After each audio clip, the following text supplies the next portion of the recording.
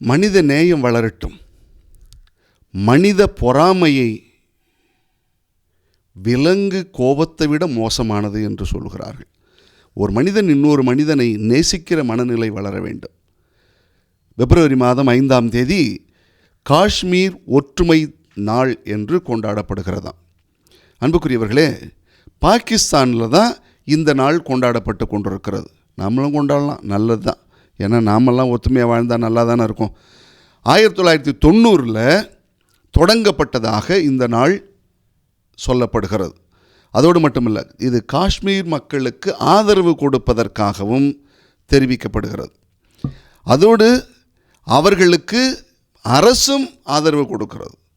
இந்த நாளில் காஷ்மீர் மக்கள் ஒற்றுமையோடு வாழ்வதற்கு அரசும் அவர்களுக்கு அந்த அங்கீகாரத்தை கொடுக்கிறது என்று சொல்கிறார்கள். இந்த நாள் தொடங்கப்பட்டதனுடைய முக்கிய நோக்கம் என்னவென்றால், காஷ்மீர் மக்களுடைய ஒற்றுமை, காஷ்மீர் மக்களுக்கு தேவையான ஆதரவு, காஷ்மீர் மக்களுடைய விவகாரம் குறித்து இந்த உலகம் சரியாக புரிந்து கொள்ள வேண்டும் என்பதற்காக இந்த நாள் தொடங்கப்பட்டதாக சொல்கிறார்கள்.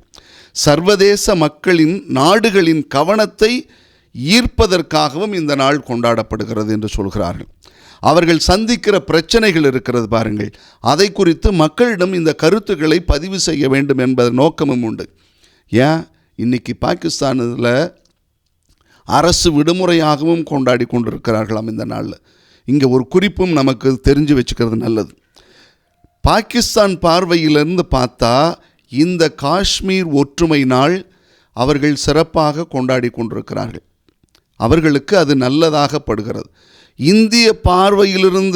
இந்தியர்களுடைய பார்வையிலிருந்து பார்த்தா இது என்னடா இது நம்ம நாட்டுக்கு எதிராக இருக்கிற மாதிரி தெரியுதே அப்படின்னு தோணலாம்.